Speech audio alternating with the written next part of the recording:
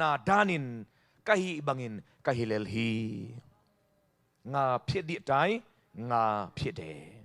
Be yourself, amen. Mi te copy kullo. To bang tekin nang danin mi zong aswa ding han thon kullo. Hallelujah. Then asyaman again mga edan teka tading, hallelujah. Leitong kaning tampiom sumkwang tepen pailililel bilpite taizia ja atay na tading apailit na pailililel ding pamolo. Edan teka swak teka nuam sa mama ding. To bilpi ko na sumkwang hom don na bay nang tay meng ve chile ama kwa tol ding aya asumkwang na tol vet low a bilpi na gimzo. Amen.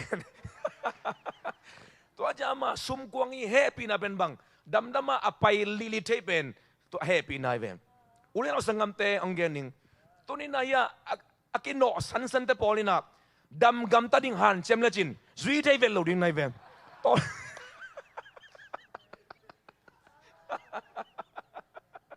panghang isunga pasien happy na nasep zia kibang lo. Amen. Tun thuken dan kibang lo.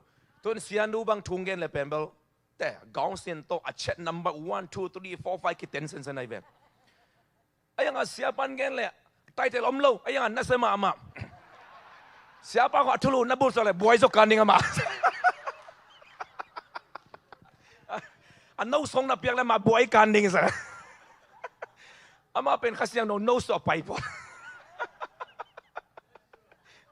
Kibang kasyang daw nasep zia. Amen. Kibang lo to aja. Idan tega lung dam mama ding suak tamama ding. Hallelujah. Amen. Khatwei to sumkwang pen cheve siakim pan koile bara zakim thei kana ma thutom tom thei na. Pi ka dina sumkwang del cheve next som ape som le sumkwang pen tai mangi chileng nom diam cheve kai na le sumkwang pen ma tai le we ape som ma bang chi akhe lute asunga lom pa dog lian ne asunga tum lian to aja sumkwang ina ama sunga happy na telai ve ke pen atai na milo abunam. Hallelujah. Amen.